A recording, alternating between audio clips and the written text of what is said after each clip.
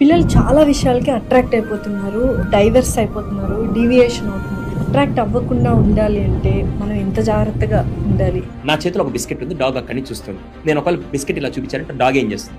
నేరుగా నా దగ్గరికి వస్తుంది, వచ్చి తన బాడీలో ఒక పార్ట్ ఊపుతుంది, తోక ఊపుతుంది. అంటే ఏంటి? సార్ పెట్టండి సార్ అని చెప్పి తోక ఊపుతుంది. నేను ఆ బిస్కెట్ ఇచ్చాను అనుకో, ఇంకా నేను ఒక 2 అడుగులు వేసేదాకా కూడా నా వెనకాలే ఉంటుంది, ఎందుకంటే ఇంకో బిస్కెట్ ఇస్తాను అని చెప్పి వెయిట్ చేస్తూ. ఒకవేళ ఆ డాగ్ అరిచింది అనుకో, నేనేం చేస్తాను? అని చెప్పంట. ఓకేనా? ఇది ఒకటి. రెండో సిచ్యువేషన్, ఇదే బిస్కెట్ తీసుకెళ్ళి నేను ఆర్మీ ట్రైన్డ్ డాగ్ దగ్గర, పోలీస్ ట్రైన్డ్ డాగ్ దగ్గరికి వెళ్ళి ఆ బిస్కెట్ చూపిస్తే అది తోక ఒప్పుకుంటూ వస్తుందా? అదేంటి ఇది బిస్కెట్ చూపిస్తే వచ్చేసింది, అది బిస్కెట్ చూపిస్తున్నా రావట్లేదు. వెల్ ట్రైన్డ్ ఒక అమ్మాయి క్యారెక్టర్లో కూడా వెల్ ట్రైన్డ్గా అంత కంట్రోల్గా ఉంటే రేపటి రోజున మనకి రెస్పెక్ట్ వస్తుంది, ఒక అమ్మాయికి కూడా రెస్పెక్ట్ వస్తుంది.